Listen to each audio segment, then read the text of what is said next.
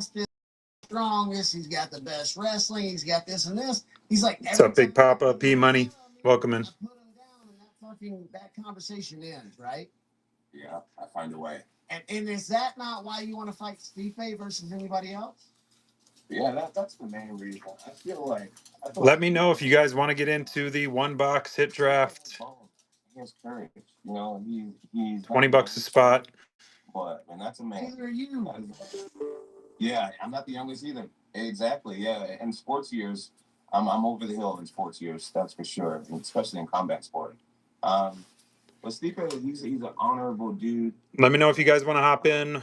We're gonna run these one box at a time. I know that he wants this fight. 8-card hit draft. 24 tops. New York City, NYC. The life situation for him, you know, I disagree. I think Stipe is very capable athlete, and I think that I owe it to Stipe to give him that chance to fight the best fighter ever. You know, and I think Stipe owes it to me to give me that chance to fight the greatest heavyweight ever. I think we owe it to each other, and I feel like we both would feel like we have unfinished business if we walked away not competing against each other. So yeah, I understand what Stipe's at, like just being. Last time I ran these with Noche guys, I pulled 3 autographs every 5 boxes. I know they traditionally say about 1 in 5 boxes has autos, but we had really good luck last time with Noche. As far as these younger fighters, I look at guys like Aspinall. I look at guys like Sergey. Yeah, that's who I wanted to ask about. Dude, they're amazing. Don't get me wrong; these guys are amazing. They start your people in the first round. But as I get older, I have to look at it as a business and not just speak out of pride, but I have to speak out as a, you know, my legacy and the business. And if the hardcore fans know who these guys are, that's great. But at the end of the day, I need to fight people that the mainstream public is going to be excited about. Because when you're in my position, what's up, Rob? Welcome in. This new challenge that's younger than you, and everyone wants to see if you can do it one more time. But it is what it is. No, it fires up the other fighters. Get out there and earn a fight with Jones, man. Like I was gonna say, like Ngannou probably would have been dope. And I'd like to get your take on that. You came back for Ngannou, and Ngannou left. I try to tell people all the fucking time. I'm like, John Jones wanted that fight. He literally asked for that fight. The funny thing is, they don't think that the narrative has switched completely. The narrative switched somehow, and everyone's saying that I waited 3 years and I came back exactly when Francis was gone. That's actually not true. I literally laid out. When I got back, you can look up MMA Junkie. Fucking keep going. Yeah. Yes, when I got back, Francis was very much on the roster still, and I could have been in his last fight, but instead he opted out, and Cyril Gain took Francis' spot. I came back ready for Francis. Jace, I don't think I have. I don't think I have any Ilya that's worth any good. You gotta get that money, bro. Fucking get that title. But like, bro, that's what I'm fucking saying though. It's like people go, "Oh, dude, he ran from him." Like he ran from him. Jones is still in the UFC. And what are you talking about? Exactly. Like, bro, what are you fucking talking about? PFL? Like, I like PFL. I saw your boy Maurice. Unfortunate. I love Maurice, but I mean, I was watching Friday. There's a PFL. Jace, shoot me a DM. I'll take a look, and if I come across any Ilya, I'll definitely set him aside. Put your name on it. You go over to Bellator, you go over to one. I'm sorry, you're taking in the public perception, you're taking a downgrade, and I agree. I'm happy for all these guys and being able to take care of their families. I'm actually really proud of the PFL and Bellator for being a competitor of the UFC. I mean that as a UFC employee. I love the UFC. They changed my life. But it's good to see options. Options are important for all of us to have, no matter what business you're in and what walk of life. Really, really proud of those guys. But if you want to consider yourself truly the best in the world at this sport, you can't do it if you're not in the UFC, no matter how. One box. Hit draft, guys. $20 per spot. No disrespect to him. I've seen guys like Michael Chandler, who was just. Pop a spot in the auction running below, or feel free to shout out a number if you would like to hop in. So yeah. The UFC is the pinnacle. I think fans like to be hipsters. They like to be hipsters, man. They like to be like. Got your message, Jace. Appreciate you. Actually, they're getting there, and I'm not ripping on them either. Like PFL too. Like, no, dude, if you did a champ versus champ, it would be 50-50. No, it would not. It would be like a clean flush, maybe 1 or 2 losses, maybe. The next, I got a question. Go ahead, buddy. Yeah. Yeah, I tell you what, go back a little bit. You were talking about having that adrenaline kind of as you're getting the fight offer. Was there a fight that you had early on in your, because they kind of UFC 3 at the Wolves up immediately, like you were fighting the best in the division real quick. Was there a fight in the UFC that you remember winning and then just realizing, all right, I am this good. I am never going to be beat. Well, was there a fight like that or a moment for you? And who was it? Who was the opponent you beat that just gave you that sense of, I'm the greatest it's ever been? We got 5 boxes, guys. There are 3 career-defining fights that I. Yeah, once we fill, there's 8 cards. So once we fill all 8 spots, we'll open 1 box. We'll randomize that order, the eight names we have on the list. We will randomize and then do a hit draft based on the randomized order. So it's an easy way to try to hit a nice card in an NYC box for the low. But he also was training with, I believe he trained with Roger or Jeff Mayweather for a while and all this stuff. He had all these credentials. And I was really intimidated by it because I was training at the time. And my buddy's farm, and he had like a 10 barn in the back of his farm. And I was training literally on a farm for my UFC debut. And this guy had all the glitz and glam. It was like Rocky versus Drago. This guy was Drago. He had it all. A couple bangers I hit out of the couple boxes that I've pursied. Punk ass kid from upstate New York. Bookend, Charles Oliveira. Out of 49, Justin Gaethje. These ones in the gold are what we want. The out of 5, Adesanya. So I've had some pretty good luck with NYC guys. Hop in, 8 card, 1 box, hit draft, $20 per spot. Guys, either shout out which numbers you'd like me to add your name to, or feel free to get in with our auction running below. Once we fill all 8 spots, we will break the first box here of the night. First time I had to deal with competing against someone that everyone had heard of. And so that's the first time I had to get comfortable with, you don't even have to fuck out. Do not watch his fight with Forrest Griffin. Like, this is one of the most exciting American Psycho. Who the fuck is the John? Let me know if you guys want in.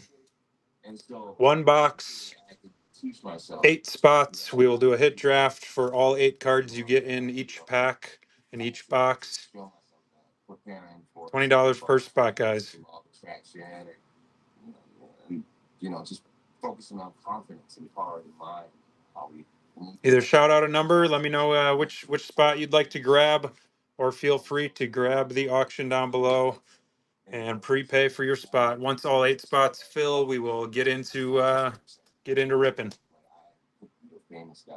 Yeah, these boxes are fire, man. I've had good luck early on with them. I remember when I raced that 7 mile fight.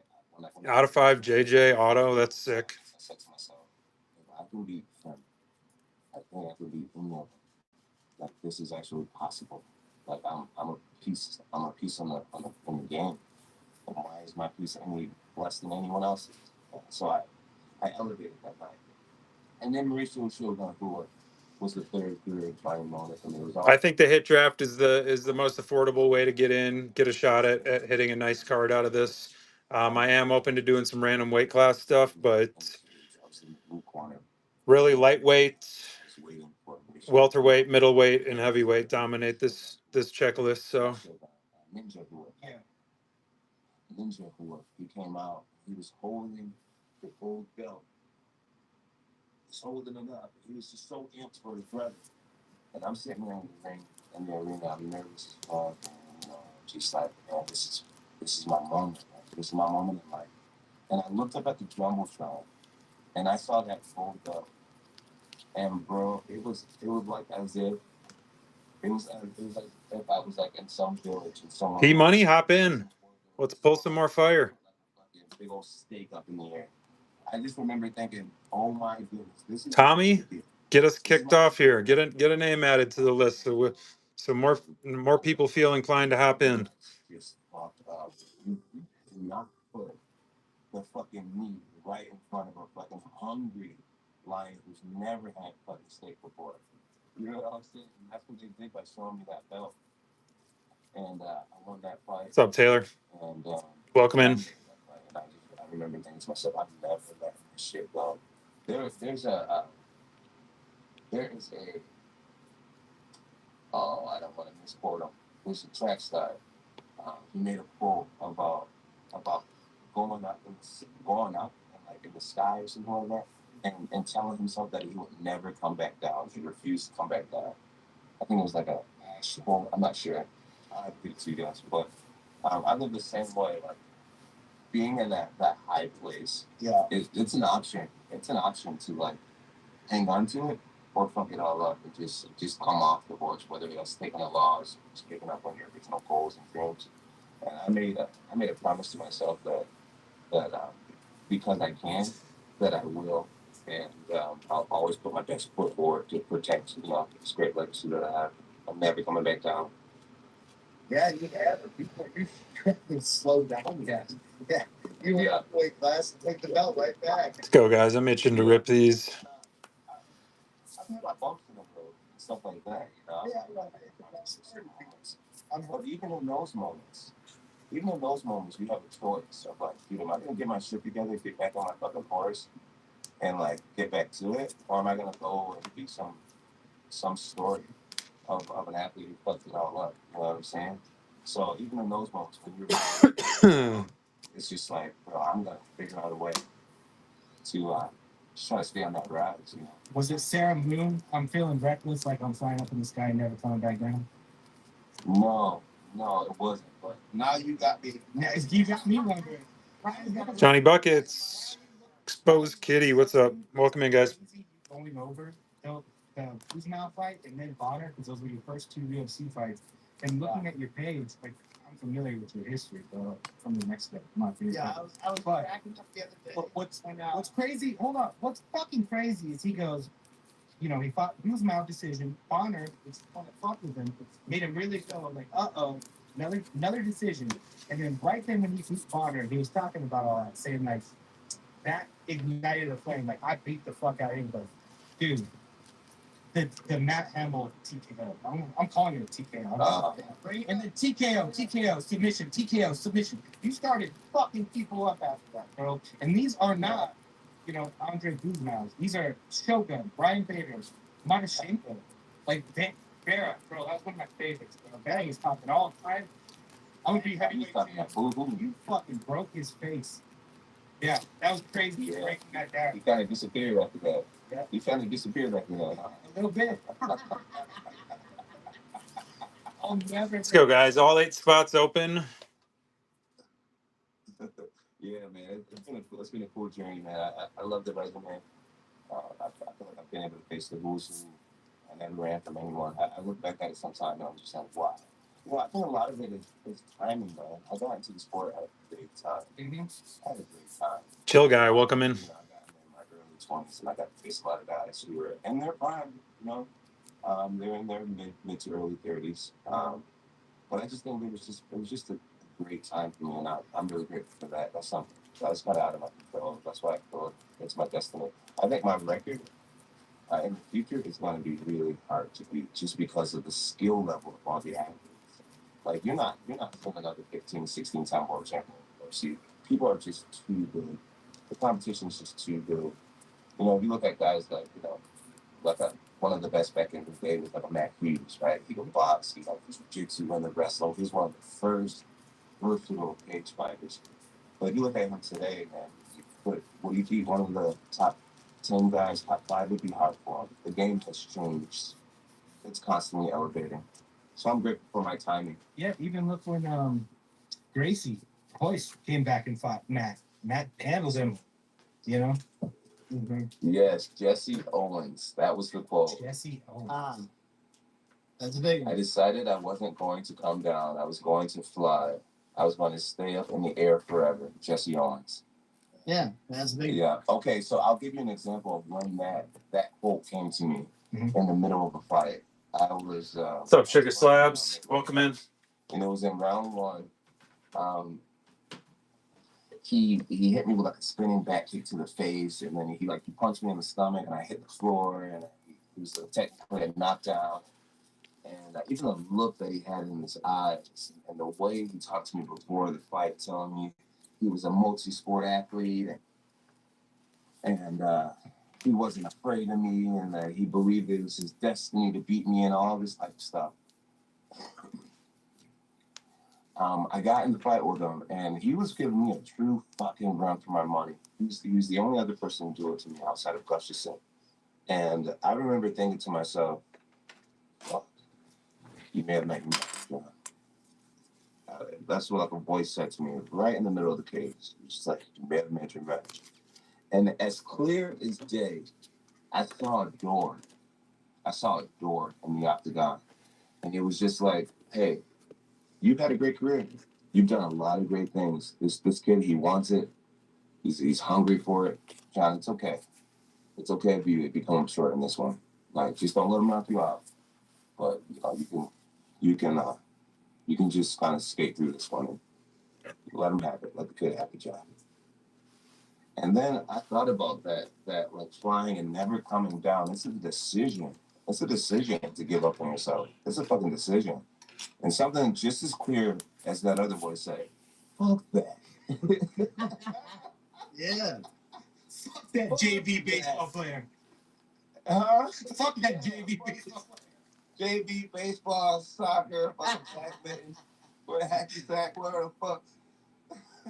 Dude, I need John said every morning and say, get to fucking work, bro. Alright, I gotta hear this. This came into your fucking head, and then what? It said, something said to me, fuck that. Fuck that. Not you, not today. Not me, not now, Bubba. Yeah, and I decided, I just made the decision, dude. Maybe you're gonna win this one, but you're gonna fucking have to fight me. You're gonna have to fight me, but we got, what, 23 minutes left? Yeah, we're gonna have to fight. Sure enough, one foot in front of the other, and we ended up getting that hand raised. Fucking love it. Yeah. Fucking love Yeah. it. There's such a mentality. I don't give a fuck what it is. In fighting, it's very special. In business, it's something else. But like, there's something about somebody's mentality where you just go, like, there's a light that switches, and it's on. You know what I mean? And so, some people have it, some people don't. Yeah. Yeah, I think it's coming from those shitty backgrounds, man. It's coming from shitty backgrounds. You know what the other side of life is. Yeah. To try to escape it, you just gotta keep moving forward. For all the people who never got to escape it, you just gotta keep moving forward. They never said it's gonna be easy. Guys, grab your spots down below. Feel free to holler out a number if you want a specific number. $20 per spot. Hit draft. $1. Tops NYC. Fucking cheesy, dude. I can't think of anything cheesier to say. But if it's not fucking worth it, like, it's not. I swear to God, it's not. Like, you don't want anything easy shit in life. Like, let's get easy shit later in life, after you already owned it and all that shit, right? Then it gets a little easier.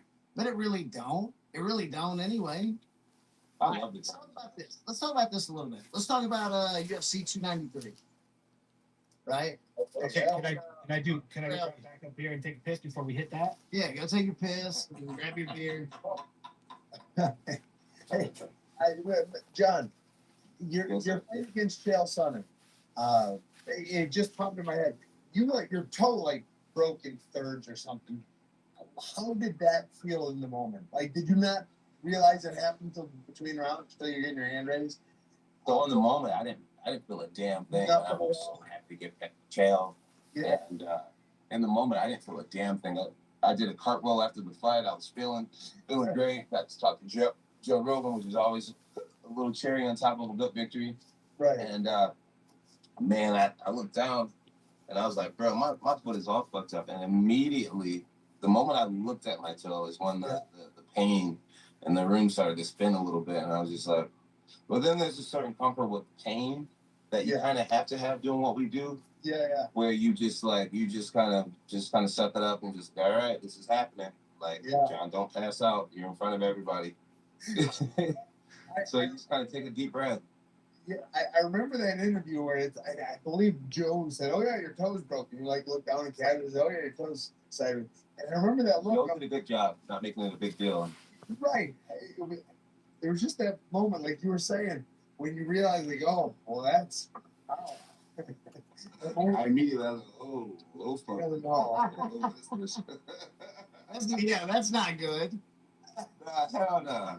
Bro, they put me on a ton of antibiotics after that. They were just like, John, you got an injury on the foot. That canvas has so much bacteria on it. So they overloaded me with antibiotics for a very long time. And then I had to relearn how to move around on that foot. I would walk around barefoot every once in a while, and when I snag that toe just right, it sends the most excruciating sharp pain up my whole body, dude. Like literally would throw me to the floor. And so now I have to keep it taped. Or else, dude, they fuck my confidence up a lot. Hey, we're gonna run through the 293 card. First one is, let's see here. Let's just start from the top. We got fucking Izzy and Strickland. What do you think? You don't start from the top. You don't start What's from up, Card Growth? Welcome in. Fucking top. Fuck. Hey, listen. You don't tell Bags what to fucking do, okay? Bro, I tell Pat Holy balls, welcome in. time, bro. You should try it.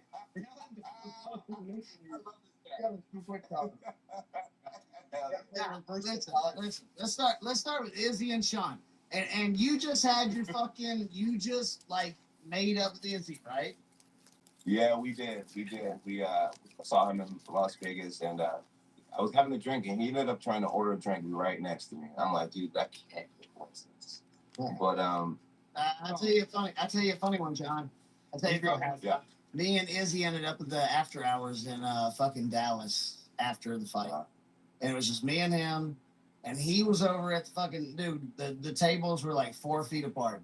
He had his fucking shirt off. He's ripping it. He's like partying with the boys. They kept running over my table. And I wasn't happy with it. So what did I do? I ripped my fucking shirt off. This fucking guy, bro. I swear to God. Not knowing, like, Izzy was Izzy, right? But you almost fucked around. all right. Here we go. So, Okay. Izzy. So I had Izzy one that All point. right. Oh, yeah. Do you?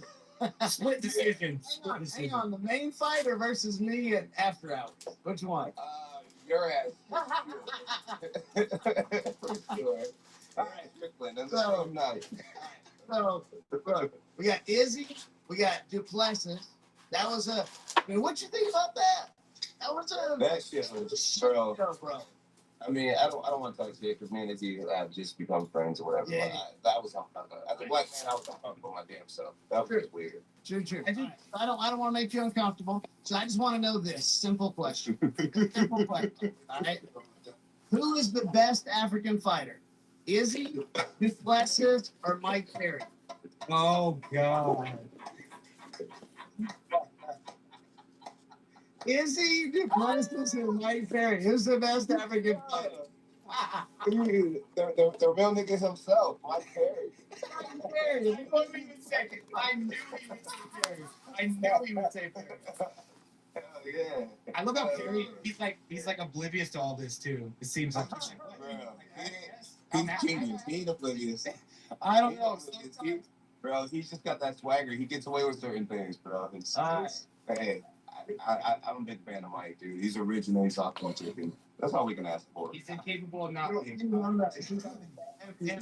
Mike's a big John fan as well, but that shit was fucking funny. That shit was fucking. Oh yeah. What's up, Card Master? And it's wrestling. Yeah. Yeah, Mike Perry falls in. it's bigger fighting. Like, man, I was. Did you know I introduced him to his wife? Yeah. Oh, what? Oh, yeah? Yes. You didn't tell us that. Yeah. Oh, Yeah, dude. Me and Mike were at, she's not a stripper, but we were at a strip club. And she walked in as one of the civilians. And just looking mad cute. And honestly, I didn't even know her. I just looked at them two.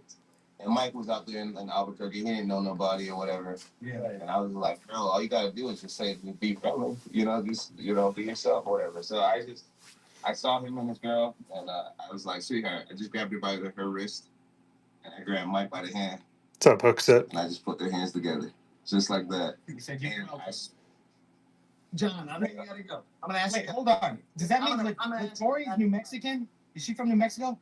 Yes. yeah, she's a Bukenya. What? Yeah. Oh, dude, we're kidding. Yo, Mike. What's up, Ricardo?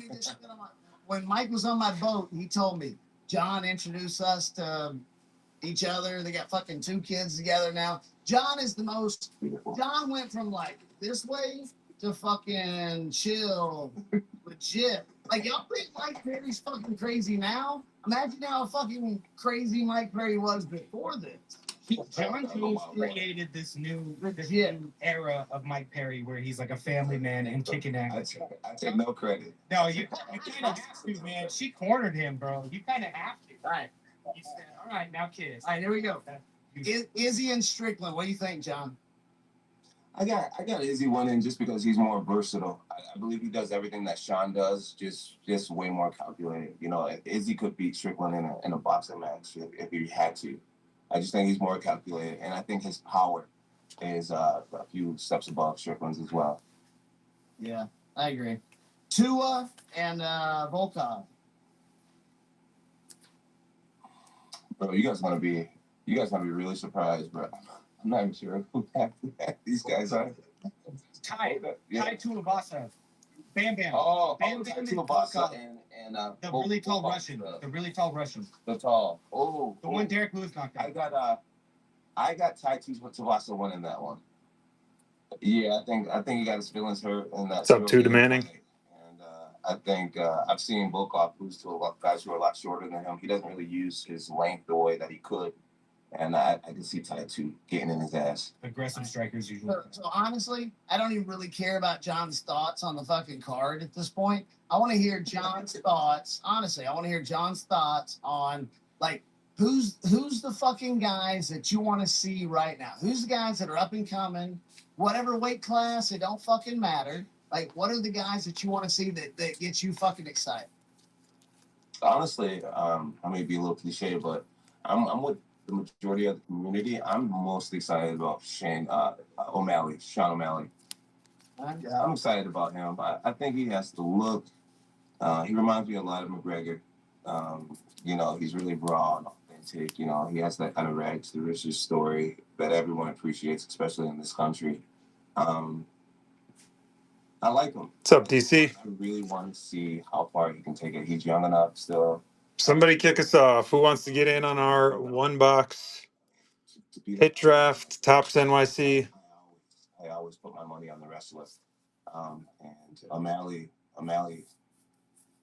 he's looking like the total package. I'm gonna be on his. I'm gonna be tuning into his pay-per-views for the next few years for sure. I want to see how far to take it. And then Tom Aspinall, I think he has the potential to do something really special in the heavyweight division.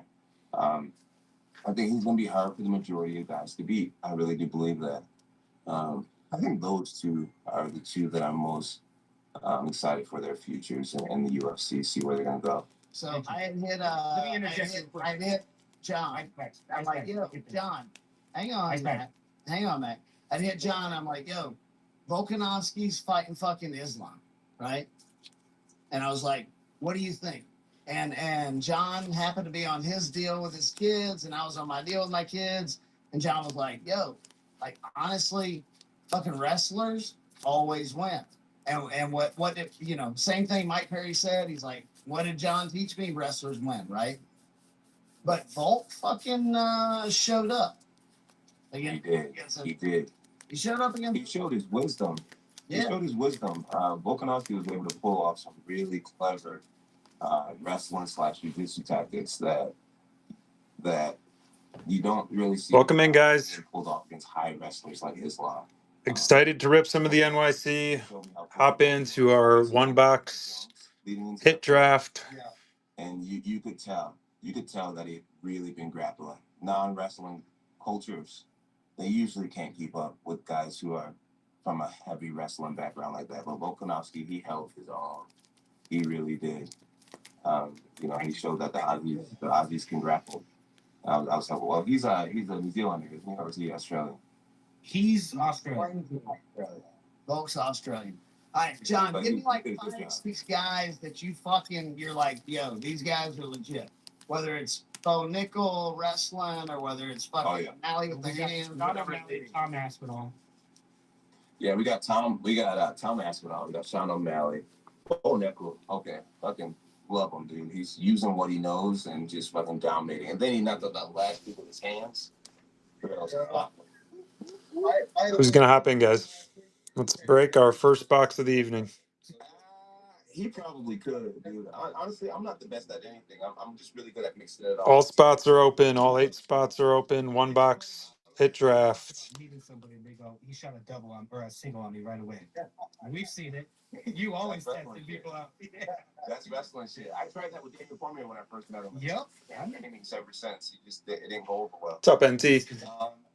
Let's see here. So we got Bo Nichols. Guys, we've got Diego autos, Dan Hooker autos, Zhang Wei Li autographs, Rose Namajunas, Justin Gaethje, Dustin Poirier, Charles Oliveira, Paul Craig, Jonathan Martinez. Lots of good autographs in this product.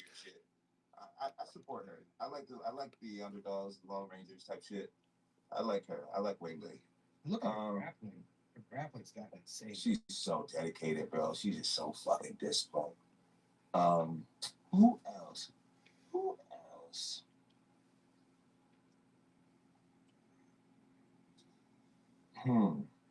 I can't really think of another fight. You know, I want to say it. I would love to see. He's not a young up and coming fighter, but I'd love to see McGregor come back.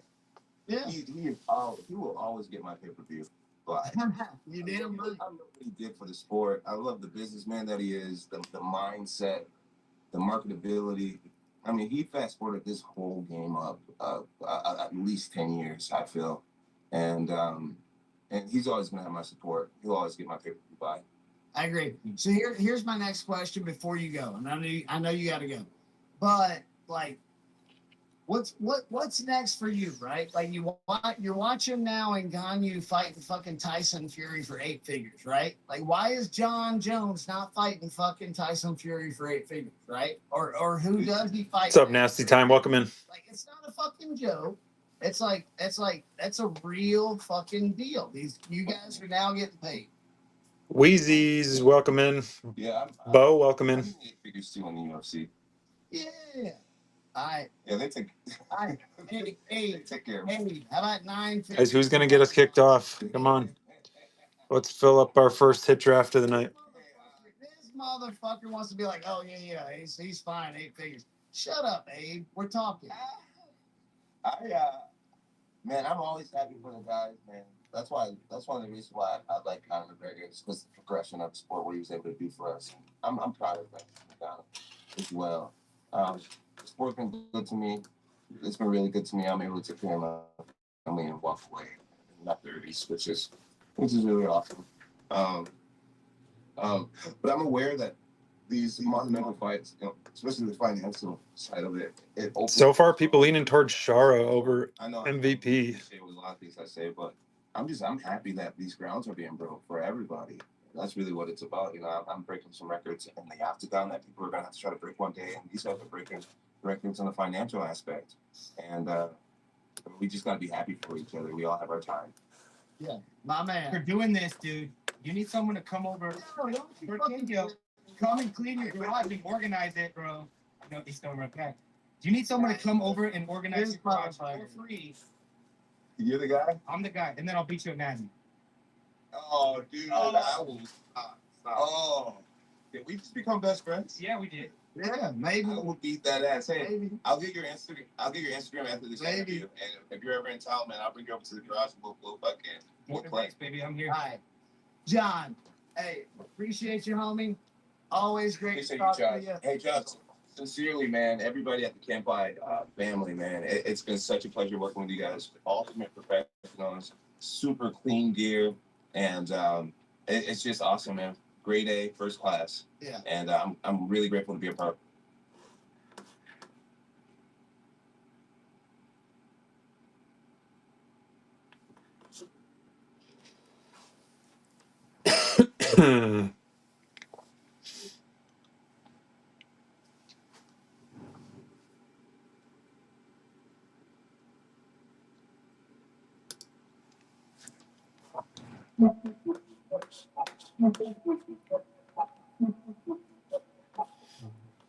You know, I'm not a psychedelic kind of guy. I'm not a hallucinogenic kind of guy, but I feel like I'm flying right now. I'm in the best of moods. What a time to be alive. Happy Martin Luther King Jr. Day to all those in here, the United States of America. It's a very exciting day, Inauguration Day. Donald J. Trump, everyone's there. Conor McGregor, Dana White, the Paul brothers. What a time to be alive. But it's also a victory Monday, my friends. Your Buffalo Bills marching on to the AFC Championship game for just the second time. What's up, Joey? Welcome in. You know yourself. Oh my gosh, it's our Bulls Pistons moment. And so I have lost my voice.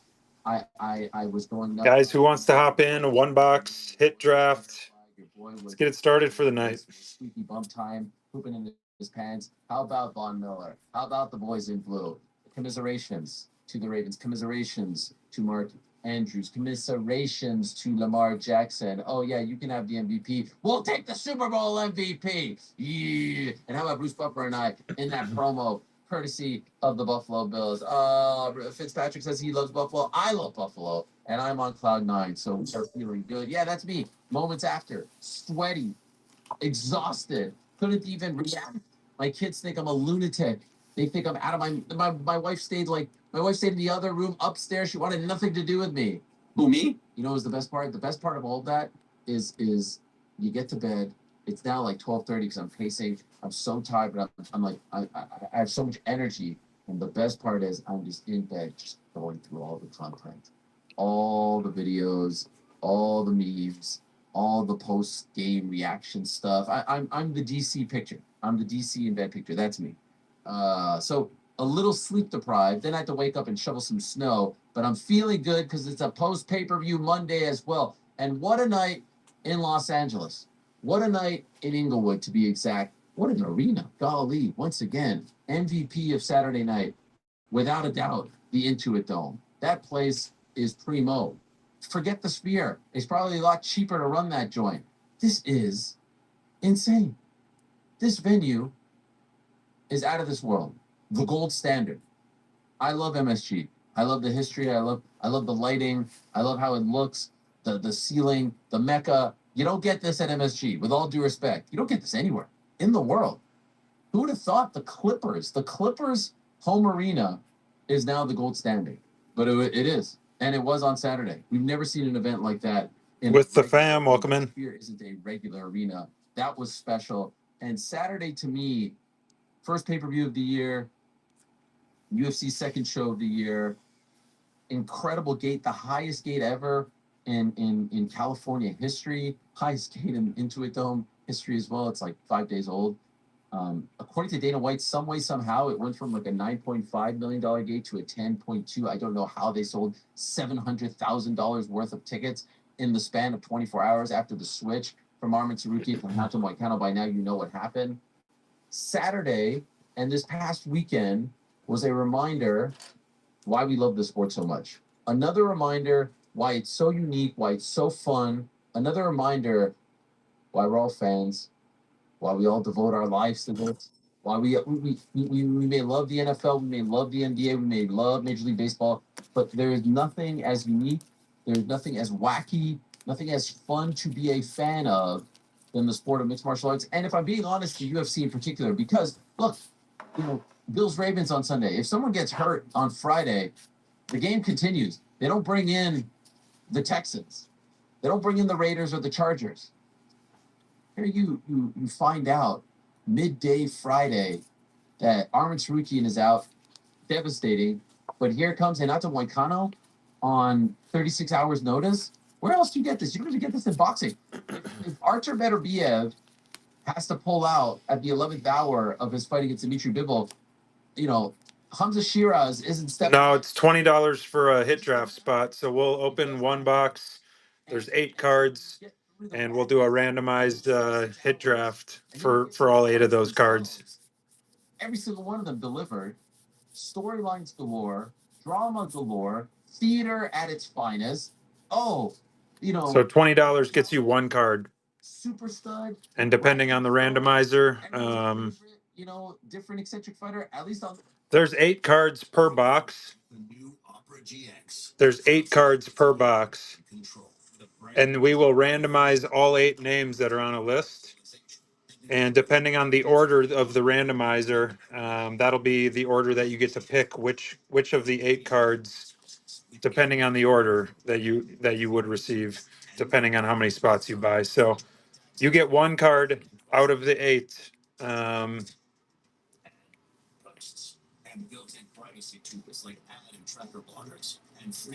These are a few of the ones I've pulled already. An Israel Adesanya, 2 of 5. Justin Gaethje autograph to 49. Bookend Charles Oliveira, 49 of 49. So there's some really cool autographs, numbered cards in each box, and then they say the autographs are one in every 5 boxes. But last time I got 5 boxes, I had 3 autographs in the Noche product. So Usually a diagnosis comes from reviewing your health history. Then you listen to your it's an affordable way to try to hit a big card out of one of these boxes. we do in person, we can do on the street. Yep. Not agree more. Oh, you gotta be quicker than that. This program, oh, he's gonna walk right through the old guy. Leone Barcelos. It's gonna be a squash match. He's what is he, a minus 1,000? What happens? He gets dominated. It's pro wrestling. He's winning that fight. If this is the NFL, he's winning that game. It's thoroughly dominated. Oh, he's fraud check. I don't believe it, but that's why you watch. That is why you watch. Yuri Prochaska. What a freaking fight against Jamal Hill. We thought it was going to be incredible. We thought it was going to be entertaining. It ended up being even more than that. And what a week for Let's you. go, guys. Let me know if you want to hop into a 1-box 8-card hit draft. Once all 8 spots are filled, we will randomize the order. Do a hit draft for all 8 cards that come out of each individual box. Starting off slow. Commiserations to our friend Action Bronson coming back and then beating him up, slapping him out. I mean, incredible. And then you get to the main and co-main, Merab and Umar. Merab, the underdog. Everyone counting him out. Everyone thinking that, it's the Nurmagomedov's time. They are a dynasty. All they do is win in the big fights. Down 2 rounds to none on 2 of the judges' scorecards. What does he do? He digs down deep, and then you find out that he's got like stitches upon stitches on his shin. Could have had his leg amputated, bad back and all. Digs down deep, cardio for days. Beats the previously undefeated Umar Nurmagomedov. Shoves it down everyone's throat. Sometimes when you have these fights, when you have these moments, and you feel like you're fighting the promotion, you feel like you're fighting the haters and the doubters, the world is out to get you, you crumble. We've seen it time and again. Umar, the golden boy, famous last name, 1 ranked win, tremendous fighter, amazing fighter, well on his way. Questionable whether or not he did enough to deserve that title shot. Just ask Merab. Just ask Bilal Muhammad.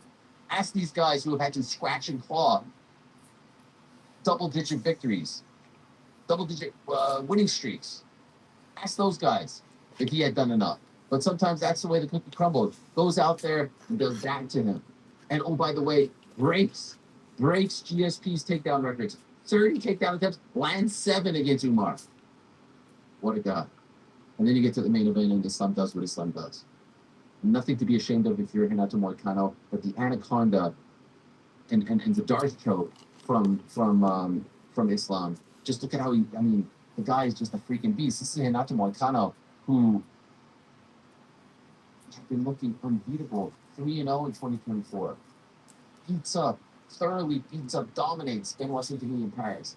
Locks that in, like he did against Dustin Poirier back in June in New Jersey, and that's all she wrote. Best pound-for-pound fighter? Maybe. Best lightweight? Maybe. Who gives a crap? The man right now at 155, and maybe in the near future he gets a fight at 170. So there is so much to discuss, and what a stacked post-pay-per-view Monday we have here on the program. Stacked, super stacked. Arena, welcome in. This is what we do. A lot of you were asking last week, oh, what? Oh, not enough 311. No, I told you guys. I told you time and again. We don't like to have them on fight week, but we like to have them after fight week. We like to have them on the Monday, Tuesday, Wednesday after, and that is what we are doing on this particular Monday. Super stacked. At 1:30, we're going to be joined by the reigning defending UFC bantamweight champion, the pride of Georgia, the pride of New York, the pride now of Las Vegas as well, the one and only Barack Obama. At 2 o'clock, his coach John Wood will stop by. He had a great night on Saturday. We'll talk to him about some of the finer details of the dub over Umar Nurmagomedov. Looking forward to that. He was great on the show last week. We go back to back with him at At 2:30, we'll be joined by Armin Sarukian. Can't imagine how he's feeling. Dana White saying afterwards, doesn't think that he'll be getting the immediate title shot. The next title shot, a bit surprising. Go back to the drawing board, he said. A bit surprising. All of it is a little surprising. It's the fight to make. He has a win over Charles Oliveira, but as pointed out in our post-show on Saturday, when Oliveira was supposed to fight against Islam and got that gnarly cut and entered Alex Volkanovski, Oliveira had to fight someone else. Armin Sarukian, he lost. So it's a little bit, I don't know, poetic justice, whatever the hell you want to call it. It's a weird thing. Let's see how it all plays out. We'll talk to Armin about it in, I believe, his first interview since all this went down at 2:30. At 3 o'clock, one of the best minds, a legend of being former UFC heavyweight champion, the one and only, the War Master himself, the babyface assassin himself, the one and only, Josh Barnett. He's going to join us. Looking forward to having him in studio. He is a day removed from GCW at Hammerstein Ballroom, a stone's throw away from where we are right now. Always love talking to Josh Barnett. 4 o'clock, Renato Moicano. 4:30, Gary Prochaska. Where else would you rather be than right here, right now, as the great former Hall of Fame head coach of the Buffalo Bills, Marv Levy, once said. Look at that. Super stat. Now, before we get into things, I want to give a big thanks to our good friends. Yeah, I think this one's from yesterday. VPN. We love NordVPN. You know this by now. And I want to let you know that they are the fastest VPN in the world. No buffering or lagging while streaming. And they stop your ISP from throttling your bandwidth. Andrew, welcome in. VPN protects your private information. Somebody get us kicked off. Let's get a name added to our hit draft list. Including while you're traveling and using public Wi-Fi. Plus, one NordVPN account can be used on up to 10 devices. It's premium cybersecurity for the price of a cup of coffee. I feel like some MMA people might not like him or something. I don't know what the deal is with him. NordVPN.com/uncrowned. Our link will also give you 4 extra months on the 2-year plan. There's no risk with Nord's 30-day money-back guarantee. We love NordVPN. Again, NordVPN.com. But I don't watch it enough, frequently enough to know if he went away for a while. Support them, please. Let's bring in the boys. Let's not waste any time. We got a tight show. 1:30. Marab is going to be joining us. I want to talk to the boys. I want to get PT's reaction first because, of course, I got a chance to speak to the boys on Saturday. They did a great job at the watch party and post show. I mean, look at that. It's nice to see that Von Miller jersey back. I thought it was left for dead. I thought it was traded for that Lamar Jackson jersey. Apparently, it still fits. I declined it deep in the club. Yeah. Signed a contract in 2022. Unfortunately, didn't work out then. At Granger, we're for the ones who pay attention to every little detail. The ones who fuss, tinker, and sweat the small stuff. Because you know the tiniest thing can make the biggest difference when it comes to keeping business moving. We get it. We're the same way. Offering access to product experts to help you quickly and easily find what you need. So whatever your industry, you know you're always getting professional grade products. Call, click Granger.com, or just stop by. Granger, for the ones who get it done. But yeah. Now, I hope the Bills get it done. Welcome back, baby. Welcome back. And there's plans. You know, people are talking about February. We're not putting the car. I'm free. I'm completely free. I'm completely free. I'm ready to go. People are talking about things. Where is the Super Bowl this year? Nolans. Oh, right down the road. Yeah. Come on. That'd be a great trip for me, Ariel. Thank you. Thank you. People are talking. People are there's outreach. There's outreach. I can't believe you're bringing us all. This is crazy. Cart before the horse. One humble and hungry. Gotta go to Arrowhead first. Humble and hungry. Humble and hungry, as Coach McDermott likes to say. Humble and hungry. PT, what about Saturday night? What about it? I mean, those were some quick thoughts for me. Incredible stuff from Islam. Does what he has to do. Doesn't even allow Renato to dream. He doesn't even play with his food, as they say. Doesn't even allow him to get some kind of hope that he can hang with the #1 lightweight in the world. Obviously, Renato takes the fight on short notice. Obviously, it's a lot different fighting against Beneil Dariush when you're fighting against Islam Makhachev. But when you saw that, your immediate thoughts at what Islam did? I thought it was incredible, and I know it's very different because Khalil Roundtree had a full camp. But he's in around the same ranking as Renato is at lightweight, and obviously he's been preparing specifically for Pereira. So it's not a good example, an exact example, but to see Islam go through him so quickly, knowing that Renato was preparing for a fight, a different fight, it still kind of underlined his argument as the best pound for pound fighter in the world. But you mentioned the Bills game at the top of the show. GC was the first I saw to christen it the Mark Andrews game. If UFC 311 is to take a similar kind of if it was to be named after one fighter, should I say, it should be Merab Dvalishvili. I thought he was absolutely incredible. It embodied everything that he's about. I couldn't help but hear Chuck Mendenhall speaking about John Wood in his article as I was watching the fight. John Wood, as Merab is hitting the pads, as Chuck described, John Wood said, if he doesn't get you out of there in rounds 1 and 2, he is fucked. And that's certainly it's such a dramatic shift in that fight in the third round. I think it's Merab's first successful takedown in the fight. And you could just see Nurmagomedov wilt as Merab just kept up his suffocating game plan. I was worried about his state of mind. That was before I spoke to John Wood last week. John Wood, as we know, has used these chips on these guys' shoulders to really invigorate them ahead of this fight. And that's what it looked like to me. A brilliant star-making moment for Merab, as far as I'm concerned. Oh my God, yes. You have summed that up very, very nicely. Let me ask Rick, we were reacting in real time, and I'm kind of moving things very quickly here because, like I said, super stacked show, but we'll be reacting to things with the particulars throughout the show as well. Dana White afterwards, and I've gotten the chance to see the clip, it seems like he's mad at Arman. It seems like he's almost like saying, like, you blew it. And without saying it, he doesn't actually say it, but it seems as though he is implying that Arman could have fought and they're upset that he didn't fight. He says he has to go back to the drawing board. He says that he is not getting the next title shot. I'm surprised by this. No, because I have the same read as you. I think he is mad and felt that he could fight. And even in the announcement saying that Moicano would be in, it seemed like it was as if Arman was opting not to fight as opposed to be forced out of the fight. And so, by the way, I'm saying that as Dana White presented it that way. I'm not saying that is what happened. I'm saying in terms of what Dana White has presented. So I'm reading that same frustration. I'm reading that same vitriol, seemingly toward Arman. I don't know what it means to go back to the drawing board. I don't know what that means. Like, Arman was the rightful #1 contender. Probably could have gotten the shot before even beating Charles. Has beaten Charles. So I don't know what going back to the drawing board means because he's already a finished product and probably the second best guy in that division. If it does, and most surprising to me is Arman immediately coming out on social media and saying, I agree with Dana White. Let's do it, seemingly taking aim at Charles Oliveira. I'm surprised that it happened so quickly, right? Because as I said on the post show, Let's go, guys. Anyone want to rip some NYC tonight? It's like, when can you fight?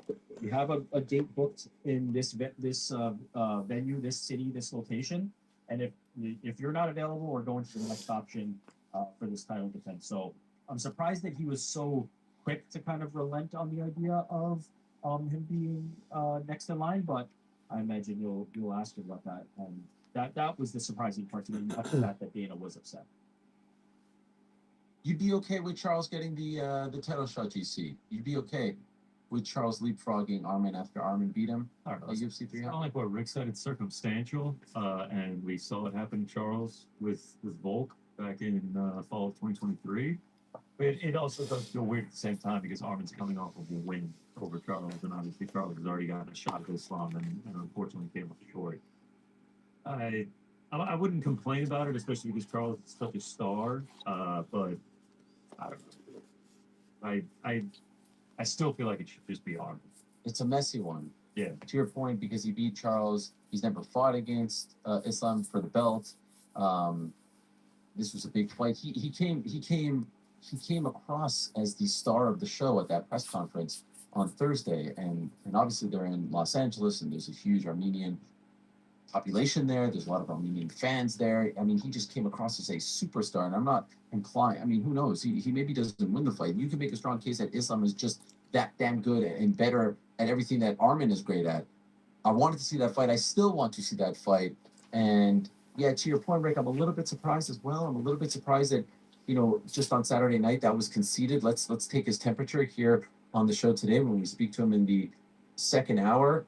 But in case you missed it, basically what happened was press conference on Thursday is cutting weight, is around 8 or so pounds over, I'm told.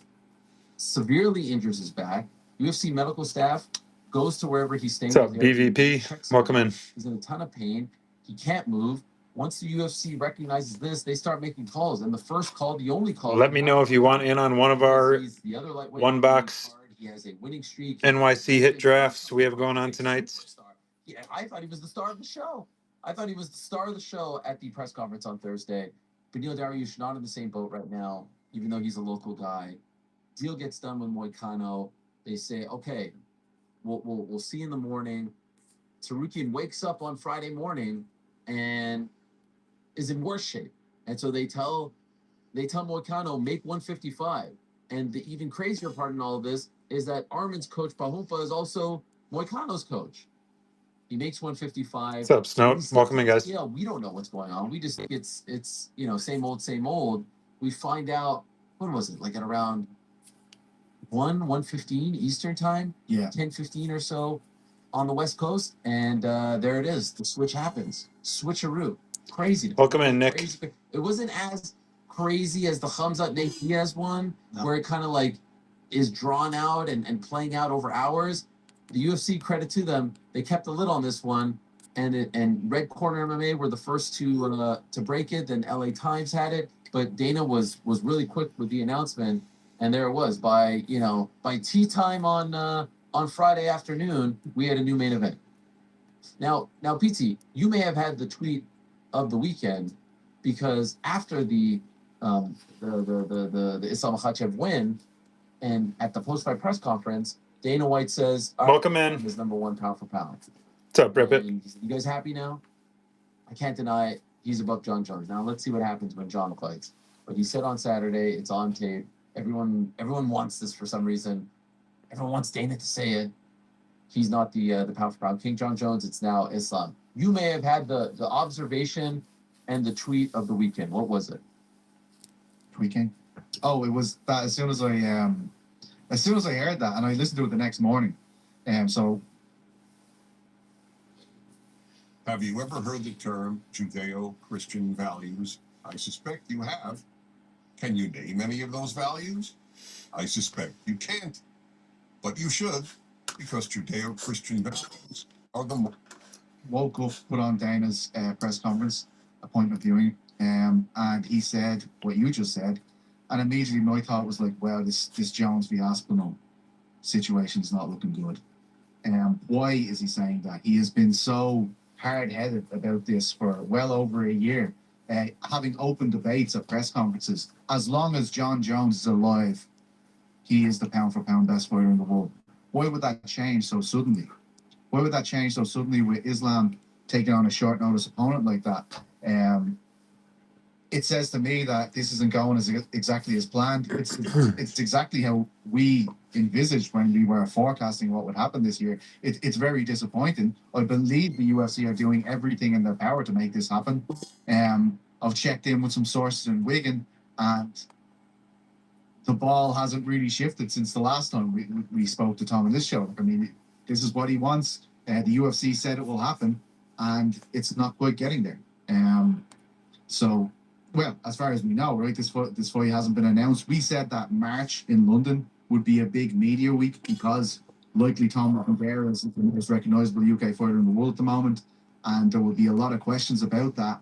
I wonder if those kind of questions will come much sooner, based on what we're seeing. No fight official, and it's the fight everybody in the world wants to see.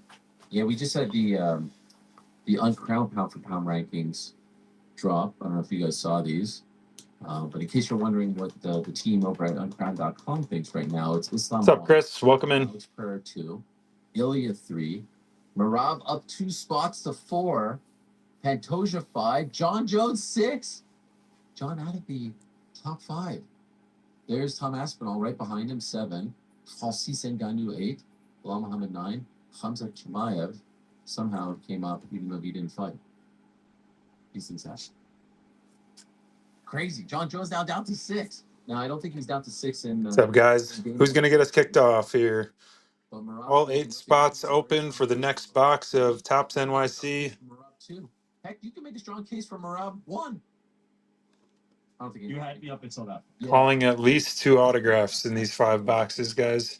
Let's hop in, The guy has cardio, grab a spot. and they've got a bit of a problem with Merab. What's the problem? The problem is he had to fight so many guys en route to becoming champion. There aren't a lot of people left for him to fight. There aren't a lot of fresh opponents. Yes, he cleaned out the division in his first title defense. Is it Sean O'Malley? Yes. Unequivocally? Yes. Why? Biggest name, most sellable fight. What other option is better? So let me break the fourth wall if I can for a moment. I did reach out to Sean O'Malley and asked him to come on the program, not today, but sometime this week. And I was really impressed with his answer. You know what he told me? Taking a break from social media, taking a break from interviews, taking a break from his own show. He does a show with Tim Welch. Deleted all his social media. Feels much better. Doesn't feel like he needs to get involved with the stuff. Is locked in, focused on one thing, and that's getting his belt back. Now, ultimately, does that translate into a win against a guy like Merab Dvalishvili? No. I thought it showed maturity, evolution. I liked it. I was happy that he turned me down. I liked it. And quite frankly, I don't know who else is out there. He's so popular and so much more popular than the rest of the weight class. He had moments against Merab. I tend to agree with Rick. I tend to think that we're going to see it again. What do you think, GC? Yeah, I mean, just looking at the rankings, there really is no option. I mean, I guess Piotr Jan, but he's behind O'Malley, and he got 50-45 by Merab. You guys are right. He sort of cleared out the division despite this being his first title defense. So yeah, O'Malley, I suppose. It's not unlike lightweight. We were just talking about it with this on, right? Like the options seem to be Charles and Armin. Armin's a fresher matchup. Charles is another potential one, but he lost to Armin. He's lost to Islam before. Like, so you said that the UFC has a problem in that division. I think there's multiple divisions where this is starting to become a problem. The lack of fresh contenders. Lots of contender series. Lots of prospects and people being rushed into the big show at the bottoms of cards, but not a lot of Peyton Talbot. Not a lot of people coming up as actual legitimate contenders for titles. Who's Alexandre Pantoja's next fight? Davison Figueiredo. Yeah, exactly. Like, here's what I say you do. I say you do O'Malley Merab, and then you book Jan Sandhagen rematch. Winner of that gets the title shot after that. I like that. I guess what do you do? I will say. Well, I will say, by the way, I did see some people calling for an immediate rematch for Umar. Umar has said, and he has shown us his broken hand. Welcome in, Alex. To us on Saturday night. He has since tweeted another photo. The hand looks very clearly broken. And so, you know, because it starts swelling here, yes, and then a day later, it's like swelled up like a balloon. But this is the fight game.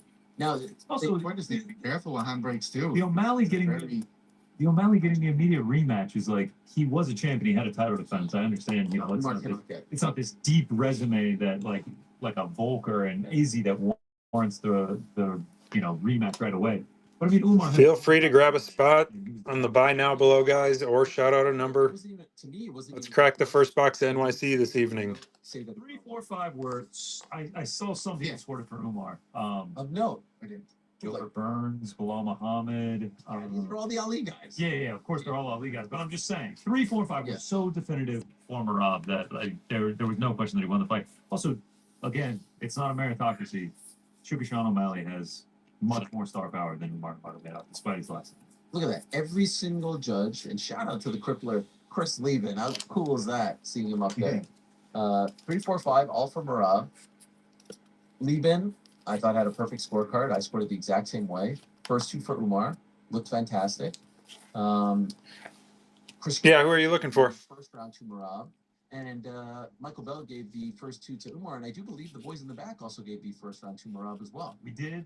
But like very untrue. What's up, C. Rich? Yeah, very true. It was a very close round. I saw a lot of people being like 1 and 2 were definitive Umar. 2 was definitive Umar. 1 was very. Yeah, it was close. How about badass guys? Umar versus Irian? I have a lot of badass cards. I like the way you built. I get Sandhagen Jan rematch. and then go with O'Malley. One thing that O'Malley will have to be careful of is not ending up with the Joseph Benavidez, Robert Whittaker situation. Let me know if you're looking for anybody in particular. A couple of losses to the champion, you can put yourself behind the eight ball for a very, very long Just time. a couple cards I've already pulled out of the Tops NYC. Izzy to 5. It can be a very lonely position. Justin Gaethje auto out of 49. Next to the champion in the UFC. Well, That's why he's going zero dark sugar. Oh, no. I like that. that's pretty good. By the way, I'm this and it speaks to the problem I was talking about. This continues to happen, right? So think of somebody like Yuri, amazing performance, lost twice to Alex. Like this is the UFC at this point. Like he almost felt a little bit weird doing the call out on Saturday. Like we were like, "What do you want?" He's like, "Fuck, man, I want a third Alex." Like he's like almost unsure because he already has the 2 on. But Rick, how do you fix this? You need to develop contenders, and you need for cards not to be filled with people who are 9-0 and probably would be on the regional scene. Like, you just need to change how the funnel to the top of these cards is working. And it's a very aggressive schedule. You have to fill it. I've got a lot of badass cards. But there needs to be more development of contenders. It can't just be fast track the title every time, and no steps along the way. It's like you become a guy and then Shara, I do 140 on. Otherwise, I'm gonna keep it. It's my last one that I actually hit. So I had a couple of them originally. Well, the other thing is there wasn't an obvious choice. There wasn't like certainty starts here with the original equipment parts from GM Genuine Parts and AC Delco that continuously evolve to meet the needs of today's advanced vehicles.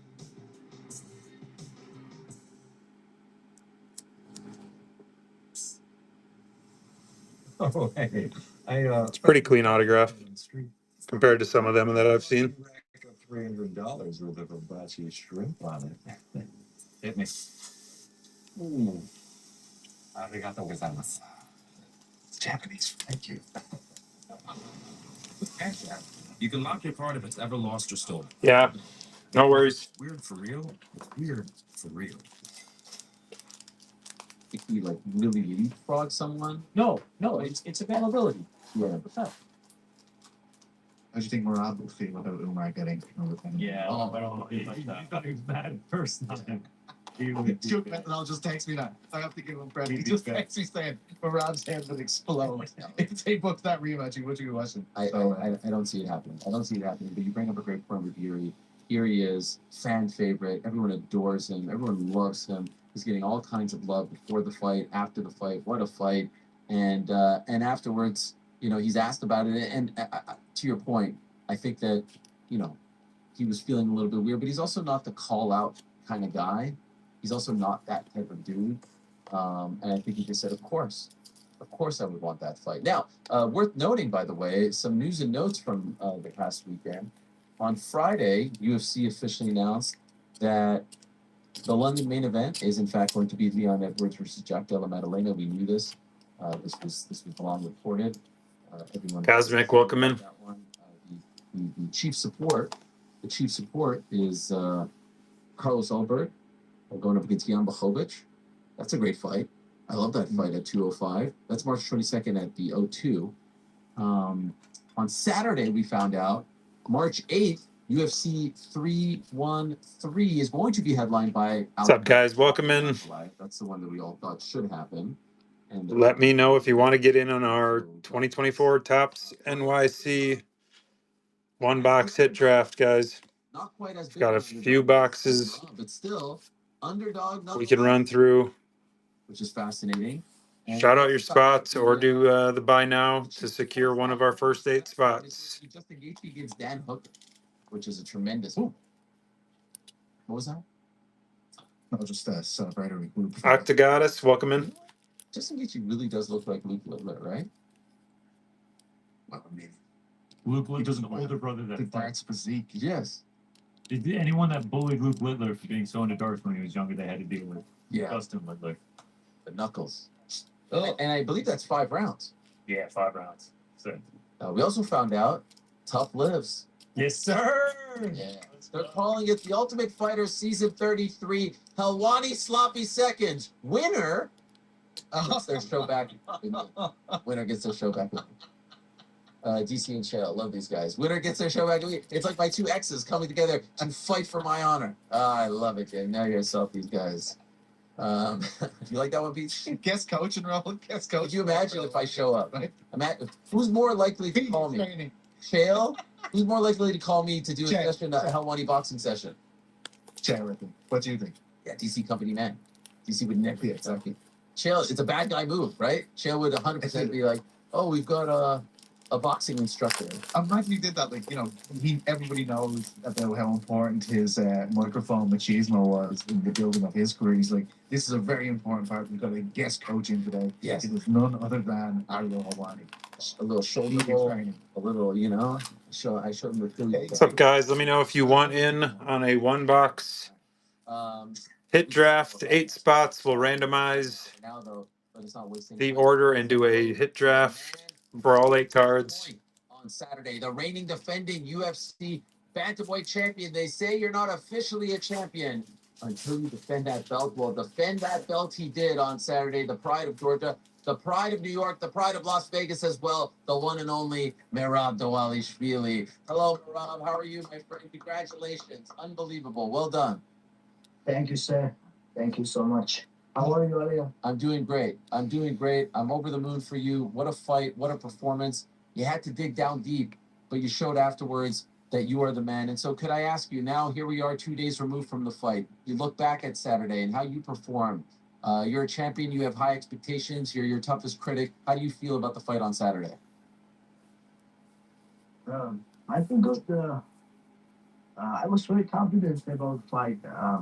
And I think it goes how I was expecting it was go, And I'm good.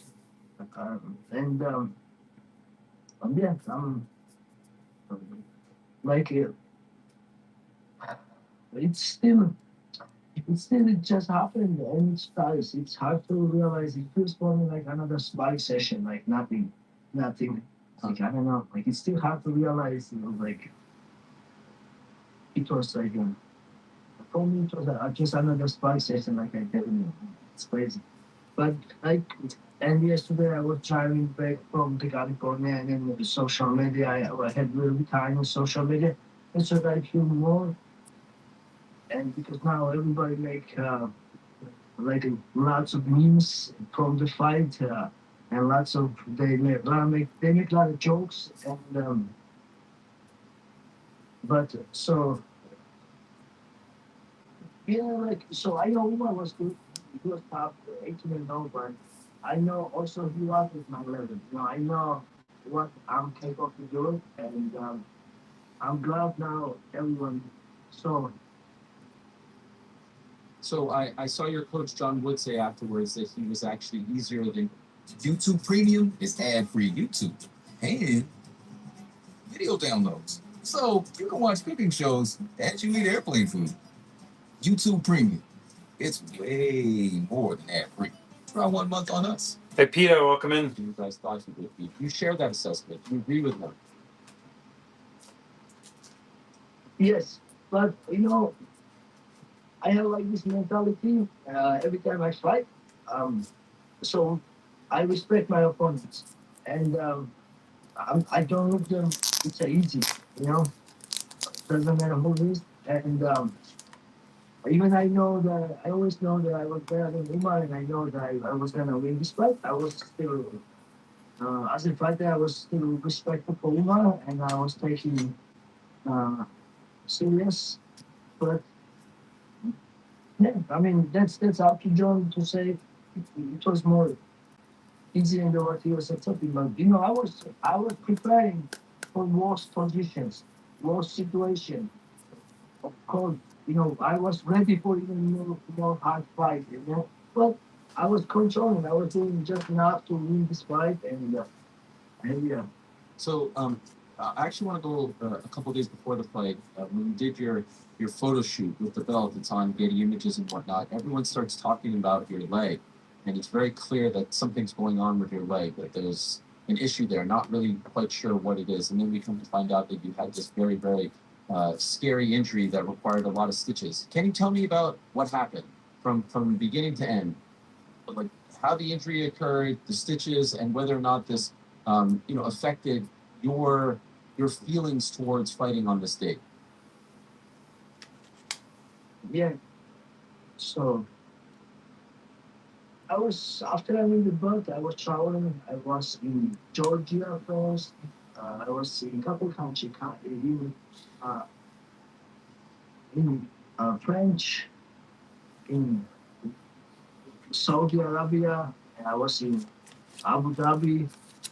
And when I came back in November, Aljo had fight against Mo Salah, and I was trying to help him. And then in the gym, I had my leg. I got big cut in the shin, and it was just big cut. And I was covering. I was trying to train, but unfortunately, I get infected, and it was so hard to train and wrestling, and sometimes it's hard to walk on my leg. But yeah, with all that,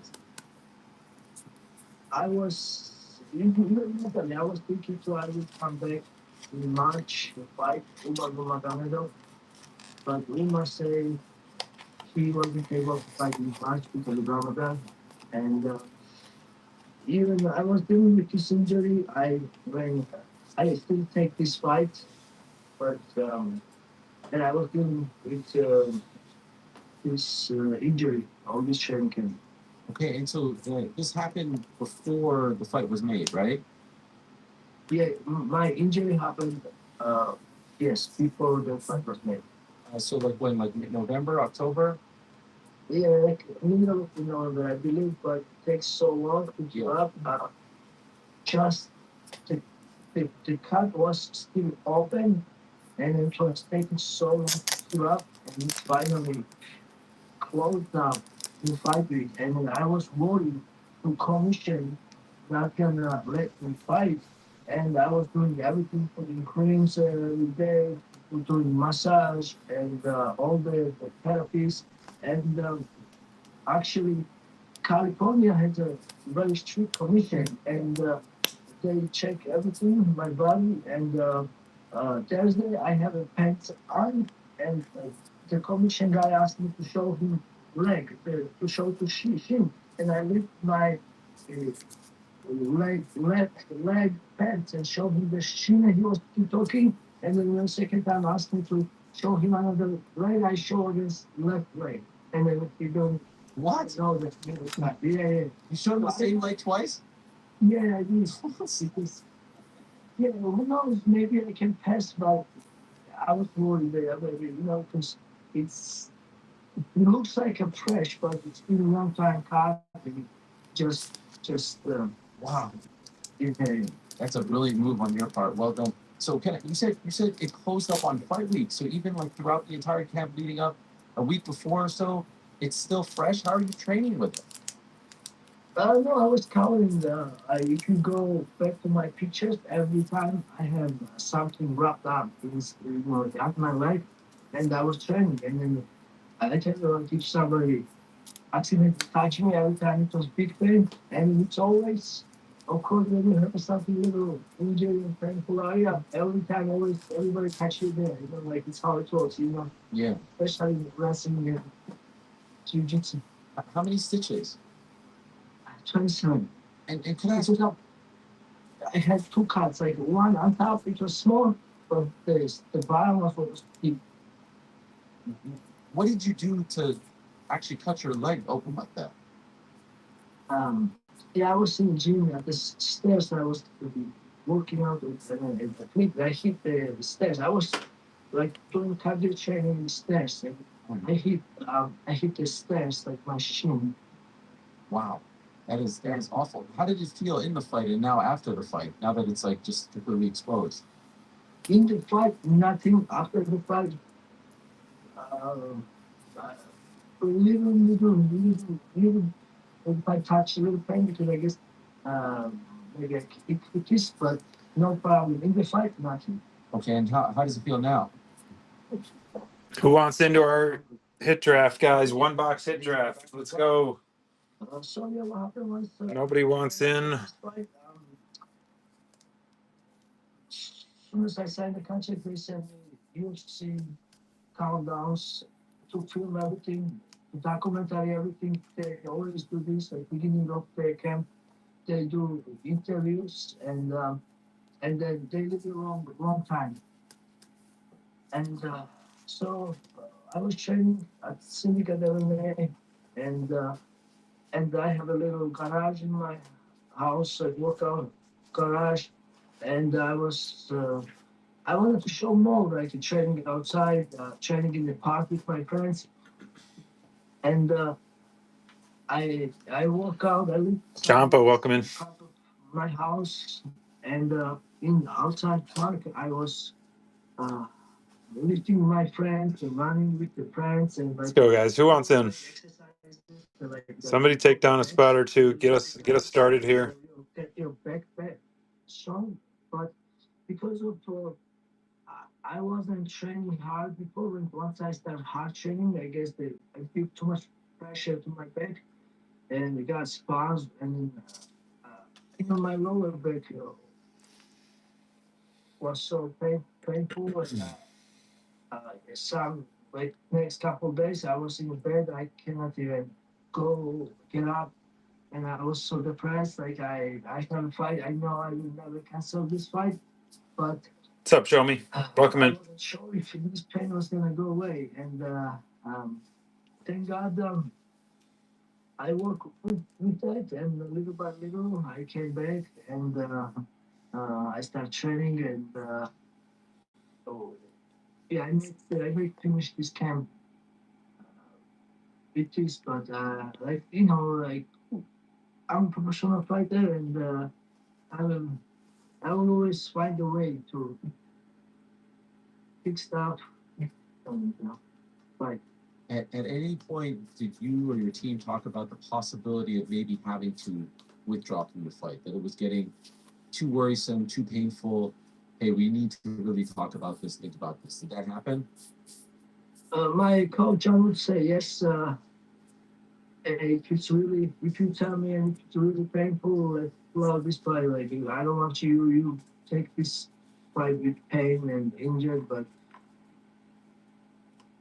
no, I was not thinking about it. I was very positive. I know it was gonna go away. It was hard to missing training. When you have a big fight, you need to train hard. You need to preparation, especially. I was just press champion, and I have a short time to training camp, and I have a short time to top opponent like Umar Nurmagomedov. And special. It's a different style. When O'Malley said he wants rematch and he doesn't first lose, I said, okay, let's go in November, because we both fought same day, and we was both in same situation. What's up, Mason? What's up, Kits? Welcome in, guys. I can give him a rematch, and if something happens, it can be give me 1-on-1. I know he knows me, and it's easy. But when you fight new opponent, the top opponent like Umar Nurmagomedov, you need a good training camp, and you need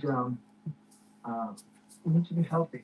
Yeah, no, 100%. And when you agreed to the fight, did the UFC know about this? Did they know about the shin, or did they know about the back when it happened? I did tell them. Guys, I have 4 boxes remaining of NYC. Hop in. We're doing a 1 box hit draft. 1 box hit draft. Let's rip through these last 4 boxes I have. 6 weeks, and who knows if cut takes this much time and this much long. And I just tell them, but yeah, but they was also like thinking they must gonna heal up. I don't even know that this cut will take this so long. Right. Afterwards, Dana White was very complimentary of you, and you went up to speak to him, but before the Joe Rogan interview and all that stuff, and he admitted to the fact that you guys haven't had the best relationship. Do you think now, stepping up, taking this fight, winning the fight, as exciting as it was, you're so happy and so proud to be a part of the UFC. You represent them in such a great way. Do you think now the relationship will be better? It can be repaired, whatever the issue was between you and the brass, and in particular Dana White. Of course, the relationship will be better, especially now I defend my belt, and now I show fight of the night, good fight. And in person, I always have a good relationship with Dana White. He was always nice and respectful for me. I think he was mentioning a moment after I beat Jose Aldo, and I was very loud in microphone with Joe Rogan. I said, please don't ask me this question anymore. I'm not fighting my friend. I'll just my style again. After the fight, then I was very mad. Yeah, what I said, and I'm sure he still remembers that, and that's why he was mad about me. And I don't remember any other big moment, other than like when I posted cut before the fight against Sean O'Malley, and I don't did any other stuff that I remember. I did that, and it was mad about me, but everything is good. I respect him so much, and yeah, of course we have a good relationship, and it's all good. What did you say to him in the cage afterwards? I said, if when he rocked the boat first time, I was so emotional, and I dropped down, and I cannot even hold myself. And after when I get up, he wasn't there to shake his hand and talk to him. And this time I wanted to shake his hand after he rocked the boat on me. And when I was looking, I don't see. I thought he left, and I find it. I was happy to see him, and I said, "Hey, thank you, Dana." I said, when I take this fight, I was injured, but I was taking a little bit in my head, but Somebody sold Lopez out of 5 for 150. That's a shame. For UFC, I know that UFC need this fight, and I step up, and I'm like I never make excuse. Like I said I was happy to take a little bit risk for UFC, and uh, I was not even I was injured. I never complained, and I was happy that I accept this fight, and I step up for UFC. That's what I said. Amazing. Umar Nurmagomedov has What's up, Too Dope? repeatedly Welcome in. said now that he thinks that he won the fight. What is your response? And also showing the injured hand, the broken hand. What is your response to this? Nothing. That's his opinion, and who cares? Everybody else thinks that I win the fight, didn't fight, and Guys, let me know if you want in on a 1-box hit draft. so Spots 1 through 8. We're looking to fill. Come on, let's crack some of this product. The sign behind you is fantastic. The neon sign and your this is an incredible look for you, Murad. Who made this? Is this new? Where did this come from? This is an amazing logo and sign. yeah, it's my logo. Love it. I just ordered another. Yeah, I don't make it. I make the black one myself. Like I put together, but this sign, I ordered it. I pay for it. Yeah. Beautiful. Okay, back to Murad. But by the way, did you realize that he had a broken hand? Could you tell that he was injured? No, I don't realize, and maybe, in my opinion, he either broke his hand the last round. I think, because as you guys saw, we had big exchange all the time. He was looking good. He wasn't like trying to shoot me or hold me. If he was breaking hand, you cannot really keep punching it. But sometimes you don't really feel it, and also don't forget when I was fighting Pitayama, I was fighting with broken hand. I had my hand like days before the fight, but it's fight is a fight. You know, you fight, you punch with your goal game, no problem. Yeah. Did you have a feeling that you may have been down going into the third round? Two of the judges scored the first 2 rounds for him. Did you get the sense, okay, I have to win the next 3 in order to win this fight? Were you feeling that urgency? No, What's up, Bird? Welcome in. you never know. Sometimes it was close fight, and I don't know exactly. I don't know. I was the judges. He was winning first round. I don't know, but I was doing what I was supposed to do. I was focusing myself, and you know he's a good fighter, and also I was very focused to hit him and not get hit because you cannot make mistake against him. You know he's a good striker, and he can kick you good, he can punch you good, and he has a good footwork, and he can take you down good too. And I was make sure I was doing more that and at the same time not to over something to make mistake and get either knocked down or get taken down. Obviously, he won't be fighting you next again, but do you think he is someone who will be back in the title picture? Do you think you'll see him again? Do you think he is that good? Who will beat? You know, he's only beaten one top ranked guy, Corey, which is a great win. But do you think he gets by some of the other top ranked guys to get back to a title shot? Yes, he's a good fighter, and I think he will be now in top 5, and I'm sure he will continue winning streak, and I'm sure he will fight for the belt again. And he's young, and I'm sure he's humble now, and he will continue good work because he needed the he need sorry. I was called before the fight, and you know when I start wake up and I was taking around vitamins. Now I'm healthy. I'm eating, drinking. Now I feel it. Yeah, I know. I understand. Yeah, No problem. so, yeah. Sorry. He's still young, and yeah, he will be entitled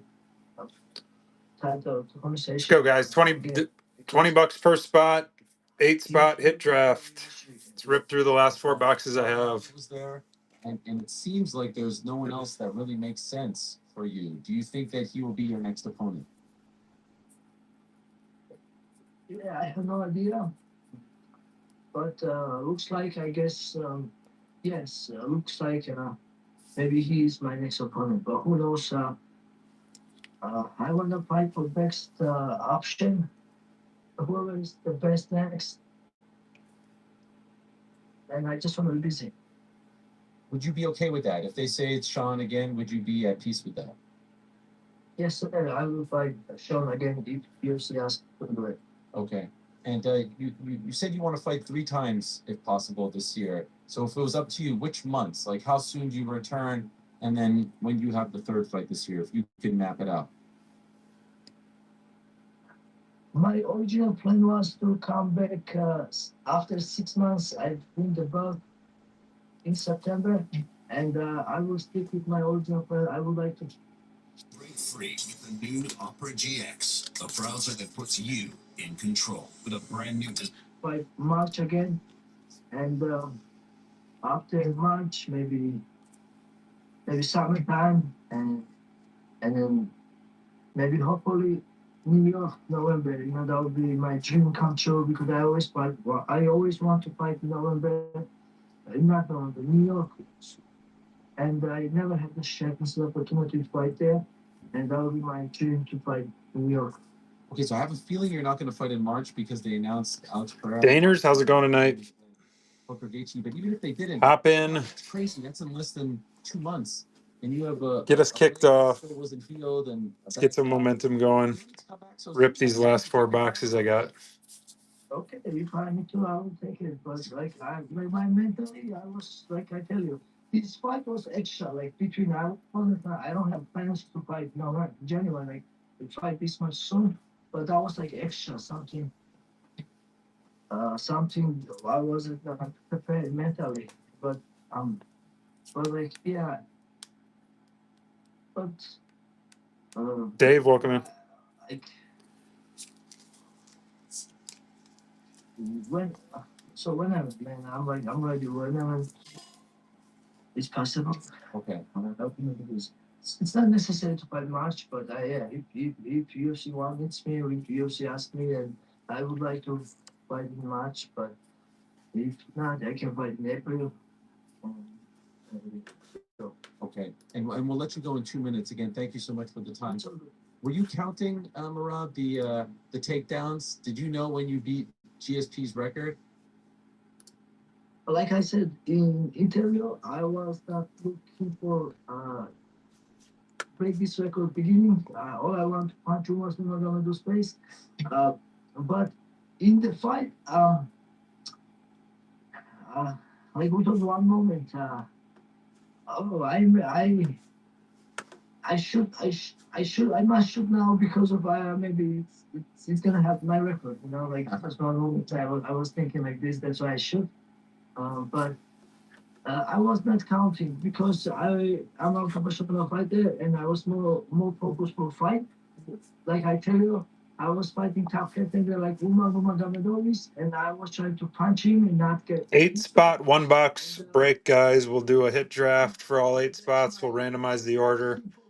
against everyone. Shout out your spots or feel free to grab one of them down below on the buy it now. Guy, and you can lose against him if you not be patient, and that's what I was trying to do.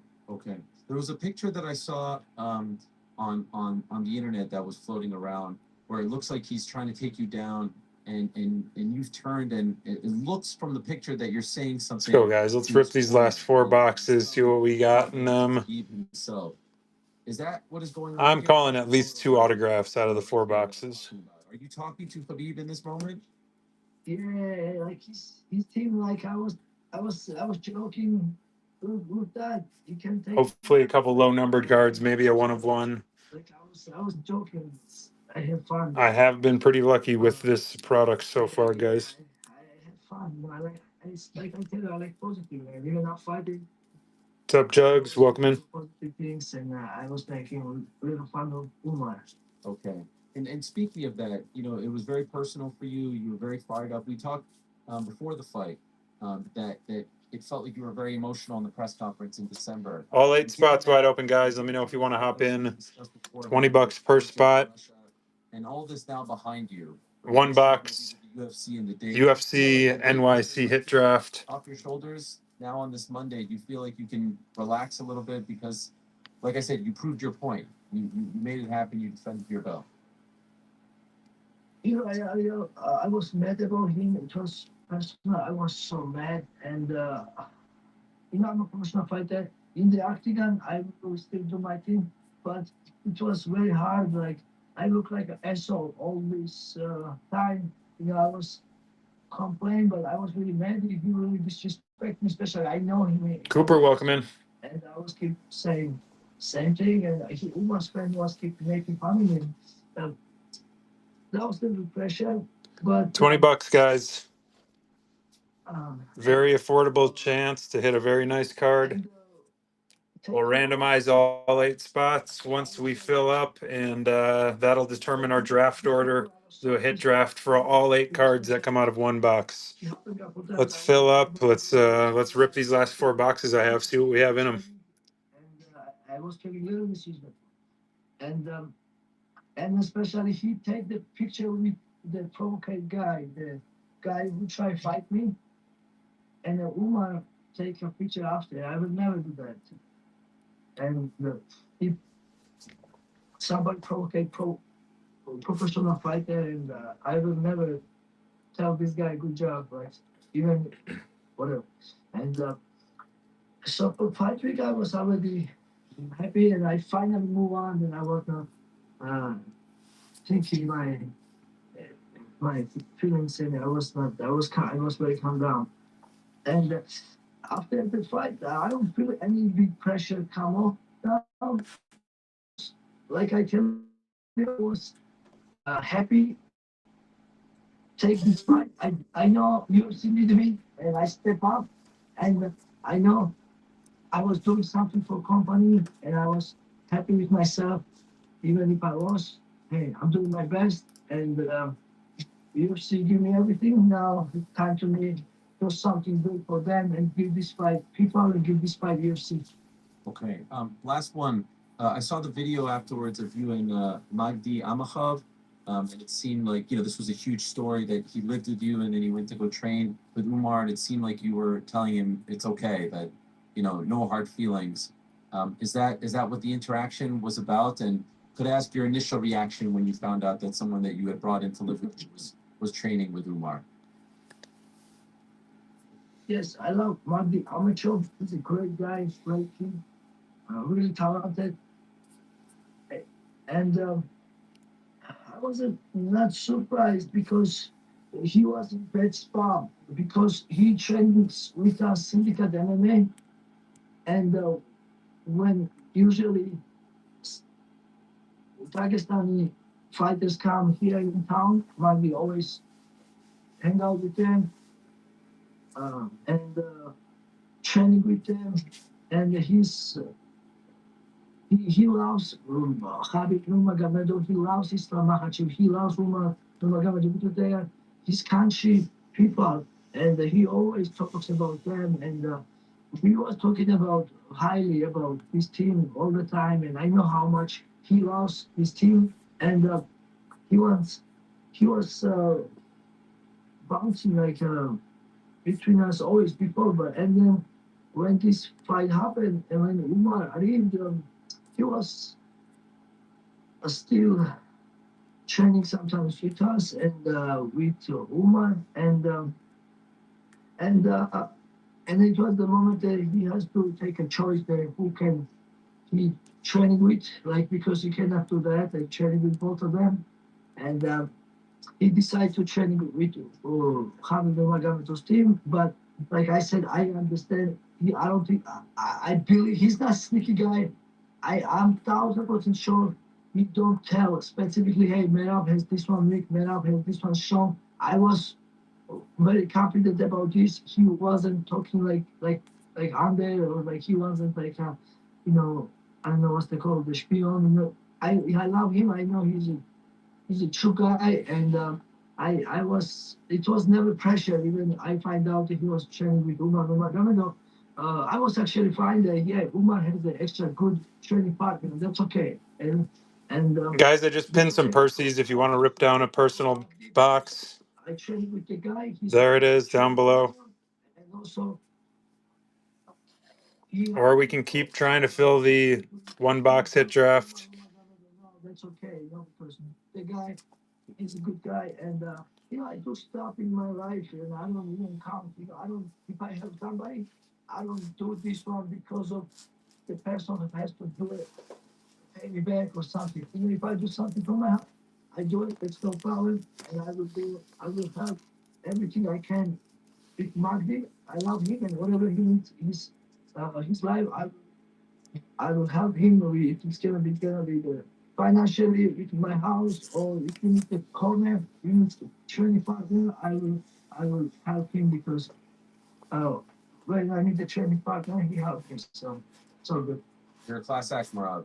Congratulations again. So happy for you. Well done. Unbelievable stories and unbelievable performance on Saturday. First title defense. You break GSP's takedown record, 12 in a row. And I know you don't want to be included in that greatest bantamweight of all time conversation, but you are in that conversation, my friend, with the likes of Dominic Cruz and your good friend Aljamain Sterling, TJ Dillashaw as well. You are in there right now. So congratulations. You've come a long way from the construction job on Long Island. So enjoy it. Get well soon, and looking forward to your next one later on this year. Thank you so much, Ariel. I appreciate you. Like you are. Gaethje 1 of 1. I respect you. And Connor on the splatter. thank you. Moreno 7 of 8. Guys like you make this sport. Highlight Gaethje, aka out of 8. Without you guys, Izzy, aka Mackenzie Dern, Gallery Graphs. Michael Chandler 10 of 10. and we reaching another level. Thank you, everyone, for support. Hotan out of 8 on the camera insert. Sean O'Malley on the hidden gems. O'Malley on the white sparkle. O'Malley on the out of 8 lights insert. What an unbelievable Shara on the autograph. shades of Michael Bisping with the eye back in the day. Showing twice. Kayla Harrison on the auto to 25. Talk to the man who was in his corner along Max Holloway, 5. The great Ray Longo. Now joining us for the second time in the Spanish. AC Barber, 1 of 5. Syndicate MMA. Henry, 1 of 5. Referenced them in our Boss Rutan, and now he's back. Look at this. Now numbered out of 88 in the 2009 tops. Denny's, the 246 value menu is back. Come save on your favorite classics and slap. Let's go, guys. Let's pull some fire. The 2468 value menu is back for a limited time. Diego Volkanovski debut prism. What's the difference between a liberal and a leftist? This question stumps most people because they think liberal and left are essentially the same. But they're not. In fact, liberalism and leftism have almost nothing in common. But the left has appropriated the word liberal so effectively. Fixture on the show, John.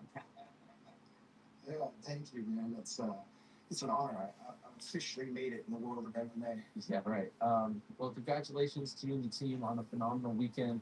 So much that I want to ask you about. Can I ask first about the story regarding Magdi? He trained at Syndicate. How did you feel when you found out that he was helping Umar train against, train for Murad? I feel a little bit differently about it than Rob does. Okay. Rob's a disciplinary. I tell people this all the time. Rob is the sweetest, kindest, biggest, hardest guy. He's got the biggest heart he wears on his sleeve, and that's great. But we have that talk ahead of time, and I told him, I said, dude, like I don't think there was videos coming out where he was hanging out with those guys and while they're watching tape on Rob, and basically we have a very good, strong team family atmosphere here. So Guys, let me know if you want in on our 1-box hit draft. I had a conversation. 1-box hit draft we can do. I got Percy's pinned down below. Just want to rip these last 4 remaining boxes. Maybe you'll come to practice for this camp. You can come to the gym. You can work with other people. You can do stuff, but I don't feel comfortable personally having you on the mat, knowing that connection is so tight, and seeing these videos.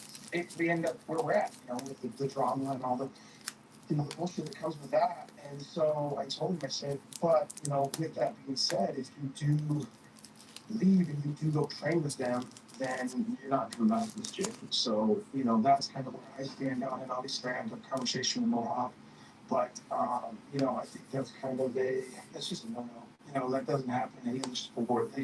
If you're a Chiefs player, you're not going and, training with the Raiders, then coming back to the Chiefs, and that just doesn't happen. And I just feel like it was, to me, it's a little too much. Again, I'll have a conversation with Marab about it, but I don't look too highly on them. Okay. Appreciate your thoughts on that very much. Can I also ask you about the story that Marab told us? What's up, Matt? Welcome in. Check that. Guys, we have a 1-box hit draft going on. If you want a spot in that, jump in. Otherwise, I am running Percy's as well. A savvy veteran move. Are you watching this as it's unfolding? Yeah. Oh my god. Yeah, I was sitting there. Obviously, the leg was in question, and that's part of the thing. Like I'll start off with saying this camp was rough, and that leg was really bad the entire time, to the point where I'd be lying if I didn't say that I was thinking, about pulling him off of it. What's up, R. Hudson? I knew there was no chance in hell he was going to do that, but got a hit draft. Happy to pin up the hit draft, guys. If you guys want spots in that, 1-box, 8 cards. We'll randomize the order and do a hit draft for those, or I can run some personals. Run the Percy one more time if anyone wants to grab one of the 4 remaining boxes, guys. Obviously, California is a very, they're a tough commission, and so there was a big worry that even the thing was a golf ball on his leg and still, had scab on it. So I was really worried. Obviously, we're all worried about that and getting clear. There's no active infection anymore, but it looked like dog shit. So it was 4 boxes left. we went to the doctor and I'm like, I don't know how this is gonna go. I sat back and watched him and Rob did his Rob magic. Everything worked out good. And here we are. So all of it worked out well and but yeah, that was a scary thing the whole way through for sure. Incredible. So you say that you'd be lying. Let's go, guys. Affordable way to hop in, get a chance at the top card we pull out of each pack. Actually saying like I don't feel comfortable. You're about to fight this guy who's pretty tough. He's undefeated. It's a pretty short camp. Your leg is messed up. He said I think 26 stitches total. Your back is messed up. How can I in good conscience send you out there to battle? Who knows if he ever gets not the best relationship at the moment with the UFC, and sometimes if they don't love you, they ain't giving you another crack like some other guys. And so were you close to really having that conversation and trying to put your foot down? Yeah, I actually believe I had that conversation. I believe I had mentioned it to him and kind of had seen, wanted to kind of throw it out there and see what his reaction was to it. And I think, honestly, there was a point in time where it was so bad that I probably could have said, hey, let's call this, and he maybe would have gone for it. But I know he would have been so upset, angry, and at the end of the day, with everything going on, so he still looked better than he ever did in his sparring. Still being sick, being hurt, he was still doing a minimum of 10 rounds of all on sparring, some of the best guys in the world, and taking it to him. So there was never, when you're looking at that as a coach, you're like, how am I going to pull this guy out of the fight when he is firing on all cylinders when he needs to? And the thing about Rob, over the years of really, learning how to work with him, come fight day, but File your taxes 100% free in the app if you didn't use us last year. Just file with TurboTax Do-It-Yourself by February 18th. All tax forms and tax situations. Make the switch to TurboTax Do-It-Yourself and file free by February 18th. all the bullshit's done, when the weigh-ins are done, and when it's just about the fight, there's no more interviews, he's a different human. You can see the spark in his eye, you can see he loves it. He loves fight day. He's excited. He's just a different person. So, come fight day, that's what switched on, and by God, I'm sure it's glad that we never had to have that conversation, because obviously the results were what they were, and it's great for us. So I'm wondering how you're feeling going into the third round, because to be honest, as I'm watching it, I think Morales was down 2 rounds to 9 going into the third. But I do remember, and we mentioned this earlier, you telling my colleague Chuck Mendenhall in that great piece that he wrote Morales, if he doesn't dispose of Morales in the first 2 rounds, he's fun. And so are you thinking, all right, we took his best shot and we're still in good fight? Usually you're down 2 rounds to none, 2 judges had it that way. You might be panicking a little bit. What do you think? Listen, this was the game plan the entire time. You can go back and watch, I'll repost it today, an interview I did. I figured, we were going to give up the 2 rounds. Let me know if you guys want in. Potentially. Spots 1 through 8 open. Comes out and in the Rob Fresh box. We'll do a hit draft. Now he gets out there, he sees it. You saw it with O'Malley. You sort of see it, kind of turning and happening with Cejudo. So we were going to take our time, and I cannot tell you. That fight looked exactly what he does in sparring every single day to a T. Even the first round, 2 round, downloading information, getting out there. So we were always expected. And the game plan was, if we give up 1 and 2, if it happens, so be it. That's probably what's going to happen. Come towards the end of 2, we will start to pressure and put on. I wanted Umar to feel hitting Merab, trying to take him down and fail. And it's more of the psyche of somebody who hasn't really ever been stopped to be stopped, and that puts a level of where, the mental cardio puts pressure on the mental cardio. So the whole thing was really part of the plan, and it worked out perfect. And you could see by 3, obviously that's where we plan to pick it up. That's where we plan to pressure. That's where we plan to do what he did. And there was never I said to Timrod every single day, I don't give a shit about the first 2 rounds as long as whatever he's doing, he's failing at it. If he hits you, so what? You're still there. If he tries to take you down, you stop him. If he takes you down, you get up. And those are the kind of things to somebody who's never been defeated, who's never felt adversity, that can really start to fuck with you. And it did. So on the night, Umar said he thought he won. He has since said the same. I'm assuming after watching the fight. What were you thinking before they read the scorecards? Did you think, all right, we got this 3-2? Yeah, I thought we had a 3-2, maybe potentially 4-1, depending on what the judges said. But 3-2, no doubt.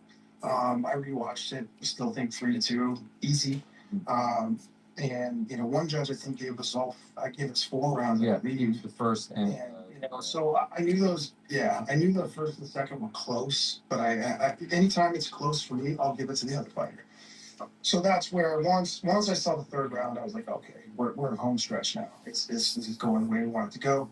And I really had no doubt in my mind when that card was being read that he was getting Sanders. Okay. I saw you say to Submission Radio that he was actually easier than you expected it to be, Umar.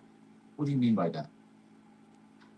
I mean, listen, I said the same thing about O'Malley. For Rob, I tell him all the time, like, you gotta believe in how gosh damn good you are. Like, there's nobody that's gonna keep pace, and you're just getting better. So by saying that, I mean it's gonna be an easier fight than you think. Like, there's a lot of pressure that comes with fighting these killers, kind of comes with fighting. Like I said, this fight felt like we were the challenger again. Umar was pretty much automatically handed the keys to the throne here. And All 8 spots open in a 1-box hit draft, guys. Hop into that. Or I can run personals. These fights with the level and what I know, what kind of dog I got in that fight, they're easier than we sometimes build up into our head. I mean, look at Rob. He's out there laughing, having a good time while he's defending takedowns. Can't tell me. For me personally, that's something we want to work on. Is if you're having that much fun, we need to start really looking at finishing these guys and putting a little more violence, even more in there. And that's the next progression from Rob. We really are working on that. We have a little bit of time, but we build these fights up. We build these guys up to be this monumental task that is almost sometimes unattainable. But it really, with Rob and guys that have that talented and skill set, it's not that bad. It's not going to be that bad. I thought maybe we would suffer through some more takedowns, maybe takedown attempts and things like that. But it just, it was a little bit easier than expected. So we talked last week about, those sparring sessions, 12 rounds, crazy stuff, 10 rounds. And you've been in this game a long time. And then when you see him in a fight against someone as talented as Umar and just looking like he could go another 5 rounds, it's absurd. Have you seen anyone in the gym in your time in this fight game with this type of cardio that has just a motor that doesn't stop? Is there anyone that comes close to him? I don't, we've seen guys, right? We've seen the GSPs of the world, the Khabibs of the world. It never seems like he gets tired. High elevation, no elevation, rest. Guys, no one's on tonight. It never Try again another night. Yeah, the only person that I would say, honestly, that I can remember being as crazy as him and doing that kind of stuff would have been Forrest Griffin. Forrest had Financial.